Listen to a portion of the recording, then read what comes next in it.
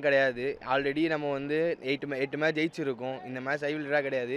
இன்றைக்கி மேட்ச்சில் அபிஷேக் சர்மா அபிஷேக் சர்மா நல்ல ஃபார்மில் இருக்காங்க.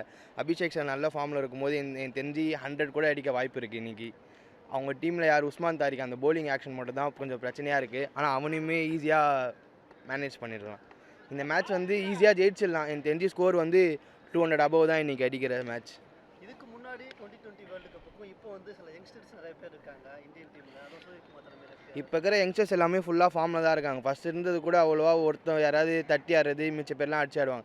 இப்போ இருக்க T20 ஃபார்மில் எல்லாருமே இருக்கிற ஃபார்மில் எல்லாருமே அடிச்சு தான் ஆடுவாங்க. அதனால் பிரச்சனை கிடையாது. எப்படி இந்த வட்டம் இதுக்கடுத்து இந்தியா எப்போ இருக்குன்னு நினைக்கிறீங்க இந்த வேர்ல்டு கப்? அதுவும் சின்ன சின்ன அசோசியேஷன் நேஷன்லாம் நல்லா ஜெயிக்கிறாங்க. எப்படி வேர்ல்டு கப் போயிட்டு இருக்கு இப்போ வரைக்கும்? இப்போ கேம் கிரிக்கெட் ஆங்கிள் பார்க்கும்போது நல்லா தான் இருக்குது. இப்போ கூட ஜிம்பாப்வே ஆஸ்திரேலியா மேட்ச் கூட நினச்சி கூட பார்க்கும்போது ஜிம்பாப்வே ஜெயிச்சிட்டாங்க. சின்ன சின்ன டீமும் நல்லா பெர்ஃபார்மன்ஸ் பண்ணுறாங்க. ஆனால் பாகிஸ்தான் பொறுத்த வரைக்கும் சின்ன டீம்னு சொல்ல முடியாது. பட் ஆனால் பெரிய டீமாக இருந்தாலும் அவ்வளோ ஒர்த்து கிடையாது பாகிஸ்தானுக்கு.